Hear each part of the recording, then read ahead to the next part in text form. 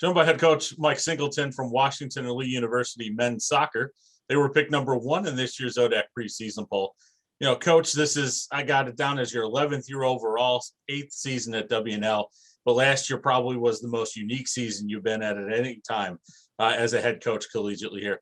Talk a little bit about the process going through last spring, playing competitive games, and really what it meant for your guys to be able to get out there and go ahead and compete when it looked like for a while there, none of that was going to happen. Well, I think last spring was the most unique season I've ever had as a coach and them as players, quite honestly. I think, none of these players have had over a year off of soccer before in their life. So right. It forced them to think about how to perform their best very differently. And because of COVID pauses on campuses and adaptations to the schedule happening almost every other week due to the pandemic, it really made it so they had to focus on themselves and what they could do as individuals and just kind of carry a little bit more ownership over their own fitness, their own sharpness, because it was different and we didn't have control over the disease and when it would pause us or when it wouldn't and things like that. So I think coming from that season, I think the guys looked in the mirror a good bit because they had to understand that playing soccer is a privilege, not a right. And they know that, college is typically only 4 years and they have a short window to reach the goals that they have as individuals and as players. So I think it kind of shocked them a little bit to see the truth of that in exactly what they needed to do coming into this fall and understanding that, we could have another season taken away from us really quickly if another pandemic comes out or if it gets worse. So I think they really learned to make the most of every moment they have on the field. And I think it helped them come into this preseason a little bit sharper, a little bit more fit, just a little bit more ready than they have in previous ones. Yeah, I think they did a nice job with it last year, winning 6 out of 8 games that you played last season. Probably didn't get as far in the ODAC tournament as you would have wanted to do, but still competing in tournament play here and putting in meaningful games for some of those guys that would have been a little bit younger and maybe not having as much experience, say, last fall in 2020, but getting that extra little bit rolling through with some training there in that fall campaign and now come through to the spring season. And you led into how you feel there's a little bit of sharpness here this preseason. Talk a little bit about the state of the squad here right now. How do you feel that they are as you move through your preseason campaign and look to get to the regular slate? Well, I think the guys, they're excited because they missed last fall. And, although we had a spring season, it was nothing like a typical fall season that they love so much. So I think the guys they came in and, so far the returns are just looking like, okay, you guys get it. Make the most of every fall that you can play. So right now, I know just based on our fitness test, our overall team average was higher. Our performance was better. On the field, they're executing better. They just look a little bit hungrier, a little bit happier, quite honestly. They look kind of more like 8 and 10-year-old kids now than 18 to 20-year-old kids. Right. Just because, they're excited and I think they realize that you got to seize the moments that you have. And I think the guys have really prepared themselves well to try to reach all the goals that we have as a team for this fall. You've got a lot of high caliber athletes back on your roster this season, but I want to talk about one that had a little bit of a different award coming back from last year. Michael Nick, your goalkeeper, he's a former first teamer. He's been a third teamer. Last year, he was an academic All-American as well. We had 20 of them in the ODAC this past year, and really kudos to what those athletes do, both in the classroom, civic leadership, and then also in their athletic arena, if you will.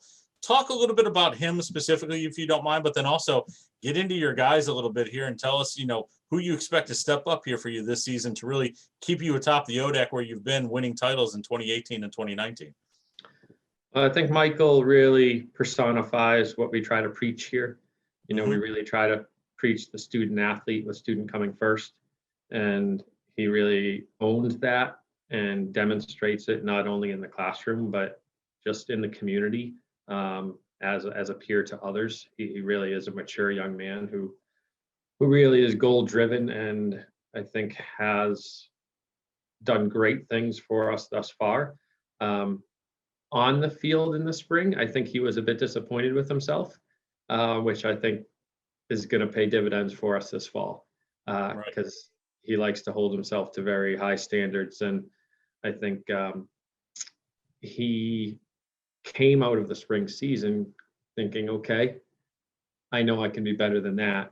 And so I look forward to him really coming into the season really sharply and as a senior now, leading the back line and leading our team defense overall.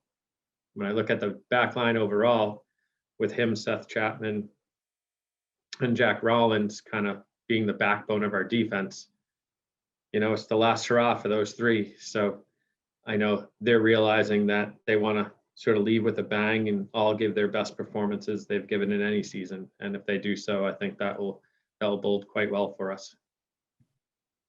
How do you feel you are attacking this season? Goals scored obviously comes at a premium at some points in a conference as competitive as the ODAC is, and we'll get into that part in a second. But how do you think you are moving forward this season? I think we look quite dangerous in the attack because I think Sam Bass is coming in looking quite sharp.